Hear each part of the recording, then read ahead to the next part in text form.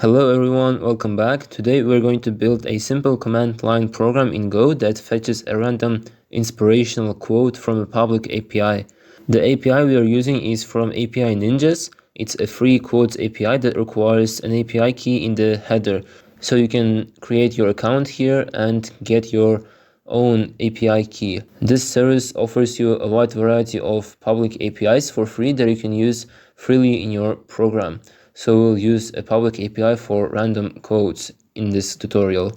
We will make a GET request and add the required header, pass the JSON response, and print a nice formatted quote to the console. Let's start by creating an empty module for our project. So type in this command to create one, go mod init random quote like this, and we can close our terminal by now. Clear, and let's start from an empty main.go file. So main.go, first the package name, so package main, then the import statements. We'll need a couple of different libraries for this tutorial. So the first one is this encoding / JSON for parsing JSON into our struct, because we will receive a random quote in a JSON format from this API Ninjas server. Then we have to decode that JSON to our struct in Go. Then we will have fmt for printing, then we will have io for reading the response body, then log for working with errors, then ned/http for making the actual HTTP request to the server, then finally this time library for setting a timeout for our request. Now what I want to do is define the API endpoint as a constant. So const URL, the endpoint for random quotes is going to be this endpoint. So we can add query parameters for categories like success or wisdom. Now we'll need our API key. You can sign up for a free API key at their website. They give you plenty of requests per month, so their limit is going to be more than enough for you for a simple API project. So let's create this API key constant here, and I'm going to pass my own API key. Don't try to use my API key. Go ahead and sign up for your own API key, because you will not be able to use my API key, because after this video I'm going to remove that API key. So do not even try to type this in. Just go ahead and get your own free API key. That process is very straightforward, so you shouldn't have any problems signing up. Next, we need a struct to match the JSON response of that quote. The API returns an array with one quote object by default, and each quote has different fields like quote, author, work, which can be sometimes empty, and categories as an array of strings. So let's create a struct for that quote. So type quote struct, and it is going to have this quote here, string JSON. We have to specify this JSON stuff here because we will be parsing that JSON to this struct. So we have to have those fields that match actual fields in our JSON. So this is going to be quote in lowercase, then author string JSON author, then work string JSON work, and like this. Then finally categories, which is going to be a list of strings. So string JSON categories like this. Perfect. Now let's get into our main function. So func main. First, in our main function, we want to create an HTTP client with our custom timeout. It is a good practice to avoid hanging forever if the server is too slow. So let's type this in. Client is going to be http.client, and let's specify our timeout here. Timeout is going to be 10 seconds. So we have to say 10 multiplied by time.second to actually get 10 seconds. Now let's create the actual request. So request, and potential error is going to be http.new request like so. Then we have to specify here the actual method of the request. In API field, we have a couple of different requests. First one is this get request. Let me show you real quick here.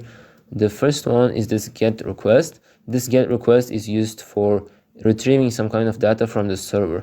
Get data. Then we have this post request. This request method is used for sending some kind of data to the server. Send data. Then we have put, then patch request methods. Both of them are used to update some kind of data in the server. Update data.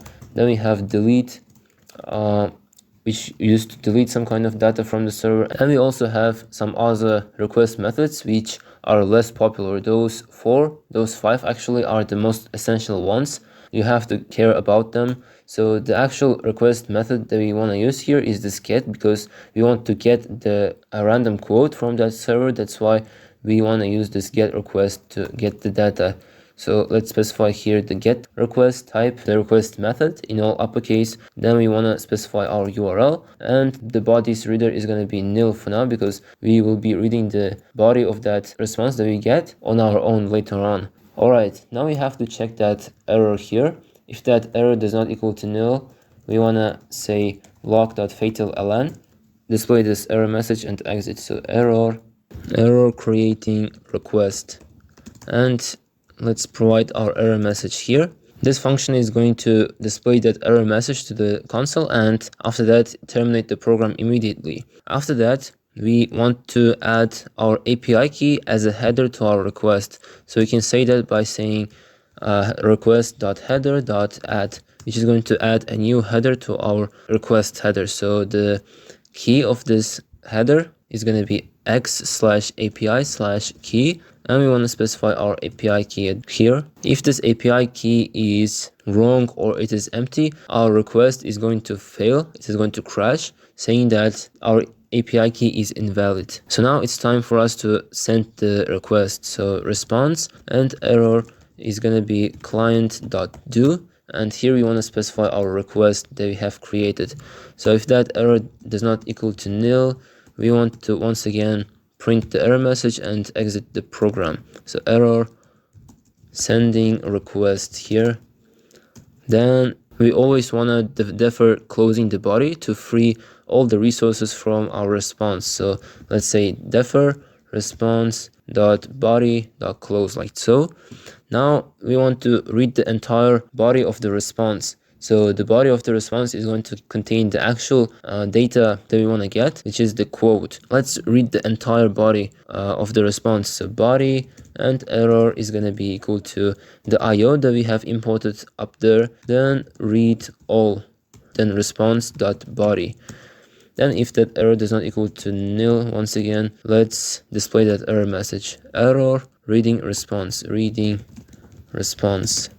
like this. So sweet. Now it's time for us to convert that body, which is a format JSON, to our actual quote struct, which we created here.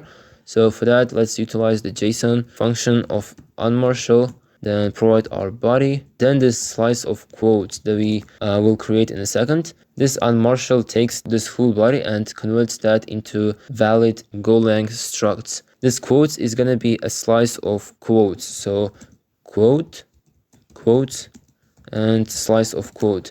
As I said, this request is going to return a list of only one quote. So here we are trying to get only one random quote, but it is going to give us a list of only one quote in it. So we have to have here this slice, otherwise we would get an error here. So let's grab that error from json.unmarshal. Then if error does not equal to nil, let's display that error message once again. Error parsing JSON, like this. So since the default limit is 1, we can grab that first quote from that slice and assign it to our new variable quotes at the index of 0. So yeah, that is good to go. Finally, it's time for us to print the quote nicely to the console. So first of all, I'm going to say fmt print line quote, then quote.quote, which is going to be the first field of our quote, like here, as you can see here. Then we want to print out the author, work, and finally categories. So fmt print line author, like this, then quote.author, then fmt print line work.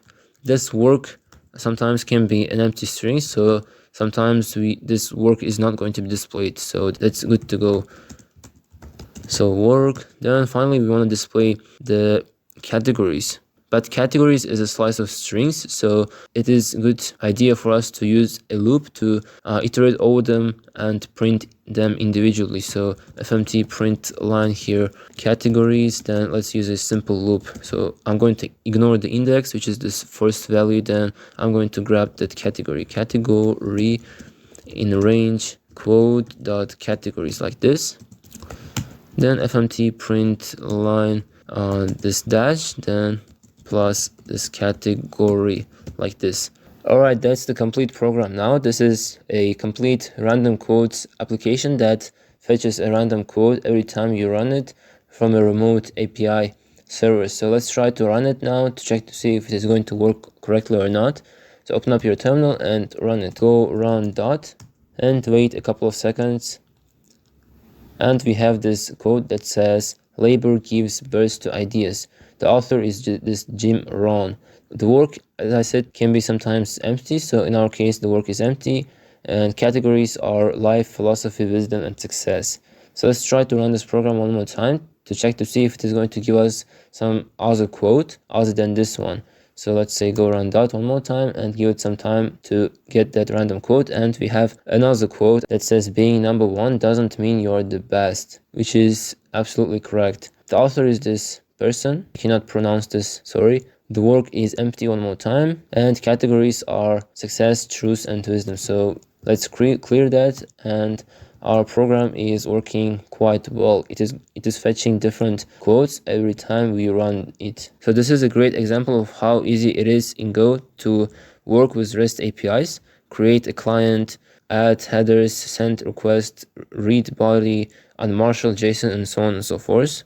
This project is going to be pushed to GitHub, and GitHub link of this project is going to be somewhere in the comment section down below. So feel free to extend it, grab that code, analyze it on your own, add flags to choose categories, or try fetching multiple codes on your own.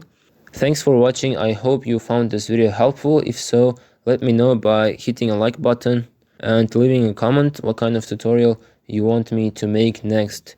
See you in the next video.